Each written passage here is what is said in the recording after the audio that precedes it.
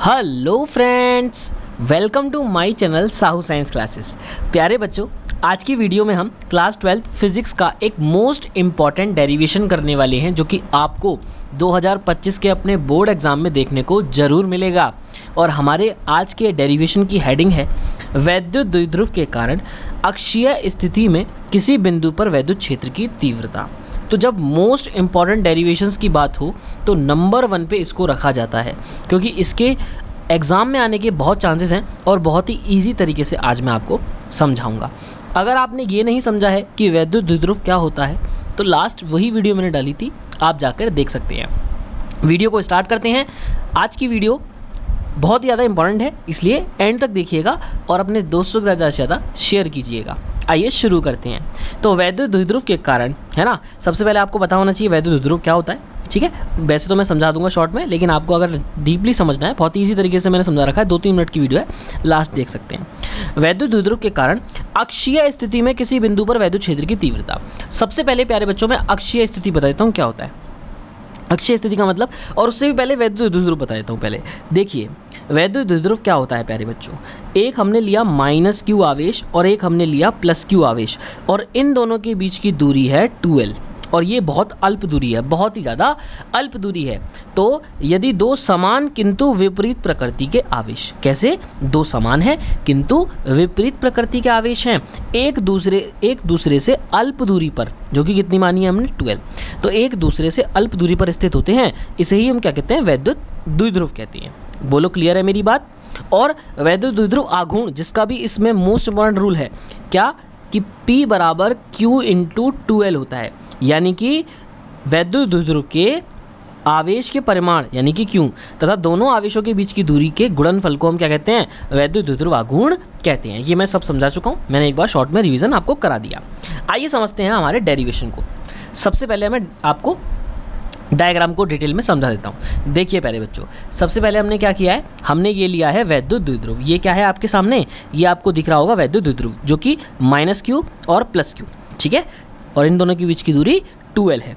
और इसका भी हमने एक मध्य बिंदु ले लिया, मिड पॉइंट, जो कि है O। जब ये पूरी दूरी 2l है तो ये आधी दूरी l हो जाएगी और आधी दूरी l हो जाएगी। एक्चुअली में इन डेरिवेशंस की वजह से ही इसको 2l माना जाता है, तो इसलिए ये l और l हो गई। बोलो इतनी बात समझ में आ गई, क्लियर है मेरी बात। अब अक्षीय स्थिति, अक्षीय स्थिति क्या होता है कि ये जो वैद्युत द्विध्रुव है, इसकी अक्ष क्या होती है, इसकी अक्ष होती है इसी की रेखा में। इसकी अक्ष क्या होगा, इसी की रेखा में। तो इसकी रेखा में ही हमें एक बिंदु लेना है, किसी बिंदु पर वैद्युत क्षेत्र की तीव्रता प्राप्त करनी है। तो इसकी रेखा में ही हमने एक बिंदु P ले लिया यहाँ पर, है ना, और इस बिंदु P पर हमें वैद्युत क्षेत्र की तीव्रता ज्ञात करनी है। बोलो मेरी बात समझ में आ गई, ठीक है। इसके बाद देखिए, जब हमें यहाँ पर वैद्युत क्षेत्र की तीव्रता ज्ञात करनी है तो हमें E बराबर भी पता होना चाहिए। और E बराबर क्या बताया था बच्चों मैंने, E बराबर होता है 1/4πε0 और Q/r² होता है। Q बटे में दूरी का स्क्वायर, उस आवेश से दूरी का स्क्वायर होता है। इतनी बात समझ में आ गई। अब देखो, इस O से हमने P तक की दूरी मानी है R, कितनी मानी है, R मानी है, और +Q से इस P तक की दूरी हमने मानी है R - L। अब देखो, मानी नहीं है, ये हो गई है। कैसे हो गई है, ध्यान से समझना मेरी बात को। ये है R, ये है L, और हमें चाहिए ये वाली। तो इस R में से इस L को माइनस कर दिया जाए तो ये बोलो R - L बचेगी नहीं बचेगी, तो यही R - L हो गई। फॉर एग्जाम्पल मैं समझाता हूँ। O से P तक की दूरी मान लो 10 है। O से P तक की दूरी कितनी हो गई, 10 हो गई, मान लो ये वाली दूरी हो गई 10, और हमें निकालनी है ये वाली, और ये वाली दूरी है 3, तो ये वाली कितनी होगी, 7 ही तो होगी। कैसे निकाला, 10 में से 3, या 7 लिखूँ या फिर 10 - 3 लिखूँ, बात तो एक ही है। तो इसलिए ये हो गई R, ये हो गई L, तो ये वाली हो गई R - L, ठीक है। अब इसको देखते हैं कि -q से P तक की दूरी कितनी है, ये तो थी +q से P तक की दूरी। अब -q से P तक की दूरी कितनी है, तो -q से P तक की दूरी है, देखो ये तो हो गई R, और ये वाली भी ऐड हो गई, तो R + L हो गई। तो +q तक की दूरी R - L, -q तक की दूरी R + L। बोलो डायग्राम समझ में आ गया। अब बची एक चीज़ कि सर ये E1 और E2 क्या है, तो देखिए आपको हमेशा एक चीज़ याद रखनी है कि +q से वैद्युत बल रेखाएं हमेशा दूर जाती हैं, और -q के हमेशा पास आती हैं। +q से हमेशा दूर जाती हैं और -q के पास आती है। तो हमने माना कि प्लस क्यू आवेश के कारण जो वैद्युत क्षेत्र की तीव्रता है, प्लस क्यू आवेश के कारण जो वैद्युत क्षेत्र की तीव्रता है वो है E1, वो क्या है, E1 है। तो इसलिए E1 जो है वो उससे दूर जा रहा है, इस बिंदु P पर ही तो देखना है, तो इस बिंदु P पर जो E1 है वो उससे दूर जा रहा है। और माइनस क्यू के कारण देखेंगे तो उसकी तरफ पास आना चाहिए, तो E2 उसकी तरफ आ रहा है। देखो E2 उसकी तरफ आ रहा है। इन दोनों की दिशाएं क्या हो गई, E1 और E2 की विपरीत हो गई। बोलो मेरी बात समझ में आ गई? Very good. अब मैं आपको थोड़ी सी थ्योरी दिखाता हूँ इसकी, कि आपको डेरिवेशन में थ्योरी कैसे लिखनी होती है। आप उसका स्क्रीनशॉट ले सकते हैं। तो देखिए, माना कि AB एक वैद्युत द्विध्रुव है। AB क्या है, एक वैद्युत, यहाँ पर भी दूसरा डायग्राम है वही है सेम। माना कि AB क्या है, एक वैद्युत द्विध्रुव है, ठीक है। उसके बाद देखिएगा, जिसके कारण इसके अक्ष पर स्थित एक बिंदु P पर हमें वैद्युत क्षेत्र की तीव्रता ज्ञात करनी है। तो हमें क्या ज्ञात करना है, वैद्युत क्षेत्र की तीव्रता ज्ञात करनी है। और बिंदु P की वैद्युत द्विध्रुव के कारण मध्य बिंदु O से दूरी R है। तो वैद्युत द्विध्रुव O से के मध्य बिंदु O से P तक की दूरी कितनी है, ये R है। उसके बाद माना कि वैद्युत द्विध्रुव के आवेशों प्लस Q तथा माइनस Q के कारण बिंदु P पर वैद्युत क्षेत्र की तीव्रता हमने क्या मान ली, E1 व E2 मान ली। तो बिंदु P पर हमने क्या मान ली थी, अभी बिंदु P पर E1 और E2 मान ली। प्लस Q के कारण E1 और माइनस Q के कारण E2। क्लियर है? तो बिंदु P की आवेश प्लस Q से दूरी R माइनस L है तथा माइनस Q से कितनी हो जाएगी, R प्लस L हो जाएगी। देखो इतनी थ्योरी हमको लिखनी होती है, ठीक है। अब हम अपने डेरिवेशन पे आते हैं। तो देखो प्यारे बच्चे, डेरिवेशन क्या था हमारा, ये रहा। तो प्लस Q के कारण E1 बराबर क्या हो जाएगा, 1/4 pi epsilon not Q upon दूरी का स्क्वायर। क्या होता था, Q अपॉन R स्क्वायर होता था, लेकिन यहाँ पर दूरी का स्क्वायर है। तो अब की बार E1 के लिए दूरी का है, मतलब प्लस Q के कारण प्लस Q के बिंदु P से दूरी कितनी है, R माइनस L है। तो R माइनस L का होल स्क्वायर हो जाएगा। अब माइनस Q के कारण देखते हैं, तो माइनस Q के कारण हो जाएगा E2 1/4 pi epsilon not Q upon bracket में R प्लस L का होल स्क्वायर हो जाएगा, बिकॉज माइनस Q तक की दूरी कितनी है, R प्लस L है। अब हमने देखा E बराबर टोटल क्या हो जाएगा, E1 माइनस E2। क्यों? क्योंकि दोनों की दिशाएं क्या हैं, विपरीत हैं। E1 की दिशा इधर है, E2 की दिशा इधर है, तो दोनों की दिशाएं विपरीत हैं। इसलिए यहाँ पर हम कह सकते हैं E1 माइनस E2 हो जाएगा। जब दिशाएं विपरीत होती हैं तो माइनस होता है, एक जैसी होती हैं तो प्लस होता है। बोलो समझ में आई मेरी बात? आगे चलते हैं। देखो E1 कितना है, 1/4 pi epsilon not Q upon R minus L का होल स्क्वायर, माइनस E2 कितना है, 1/4 pi epsilon not Q upon R plus L का होल स्क्वायर। इन दोनों में से कॉमन क्या आ रहा है, देखो एक तो Q कॉमन है, ले लिया, 1/4 पाई एप्सिलॉन नॉट कॉमन है, ले लिया, तो Q upon 4 pi epsilon not बाहर आ गया।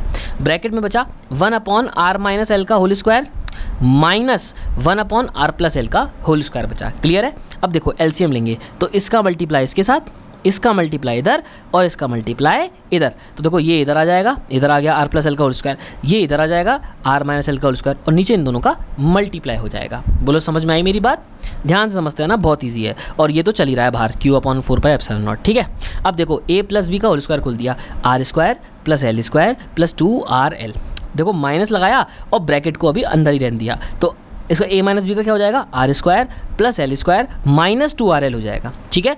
माइनस को जब अंदर भेजेंगे तो प्लस वाला अपने आप माइनस हो जाएगा और माइनस वाला प्लस हो जाएगा। तो देखो R square plus L square plus 2RL minus का R स्क्वायर माइनस का L स्क्वायर और प्लस का 2RL। तो देखो ये माइनस के R स्क्वायर से प्लस का R स्क्वायर कैंसिल, माइनस के L स्क्वायर से प्लस का L स्क्वायर कैंसिल, 2RL बचा और 2RL बचा, जो कि कितना हो जाएगा, 4RL हो जाएगा। क्लियर है मेरी बात? अब नीचे की बात करते हैं। नीचे चल रहा था A माइनस बी का whole square into A plus B का होल स्क्वायर। अगर इनके होल स्क्वायर को हम एक ब्रैकेट में बाहर लगा दें तो ये अंदर बन जाएंगे R minus L R plus L, जो कि होता है A minus B into A plus B, A square minus B square, क्या हो जाएगा, R square minus L square हो जाएगा।